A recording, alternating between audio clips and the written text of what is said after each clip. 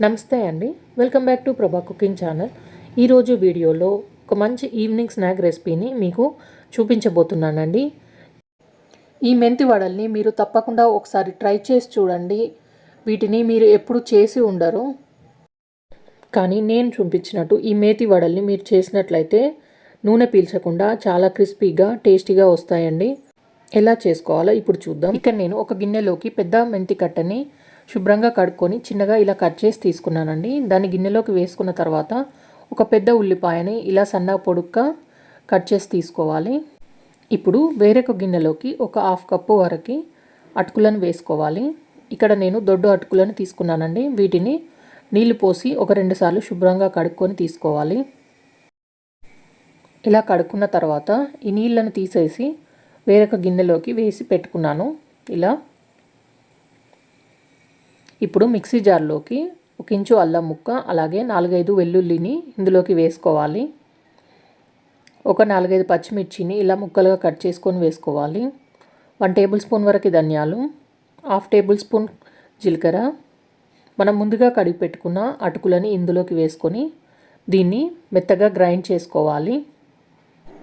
ఇలా గ్రైండ్ చేసుకున్న దాన్ని మెంతి ఆకులో వేసుకోవాలి. ఇప్పుడు ఇందులో 1/2 టేబుల్ స్పూన్ పసుపు, రుచికి సరిపడా ఉప్పు, 1/2 టేబుల్ స్పూన్ వరకు కారం వేసుకోవాలి. 1 టేబుల్ స్పూన్ నువ్వులు వేసుకొని కొంచెం కొత్తిమీరని ఇలా చిన్నగా కట్ చేసుకొని వేసుకోవాలి. అలాగే 2 కప్పుల వరకు శనగపిండిని వేసుకోవాలి. ఇలా మొత్తం వేసుకున్న తర్వాత దీంట్లో మనం వాటర్ పోయనవసరం లేదండి. వాటర్ పోయకుండానే దీన్ని మెత్తగా బాగా కలుపుకోవాలి.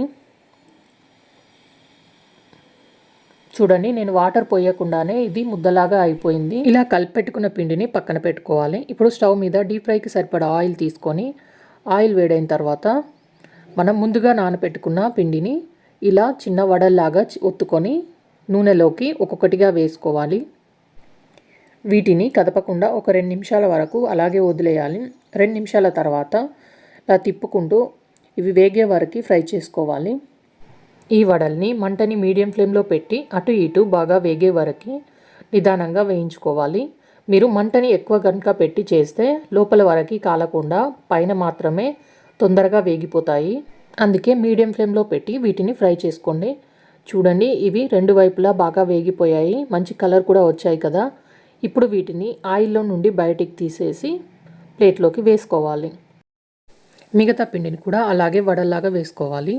ఎంతో టేస్టీగా మరియు క్రిస్పీగా ఉండే మెంతి వడలు రెడీ అయిపోయాయి. వీటిని మీరు ఇంట్లో ఒకసారి తప్పకుండా ట్రై చేయండి. ఈ మెంతి వడల్ని మీకు ఎలా కుదిరాయో నాకు కామెంట్ చేయండి. ఈ మేతి వడల్ని మీరు ఏదైనా నాన్ వెజ్ సూప్తో కానీ టమాటో కెచప్తో కానీ తినొచ్చండి.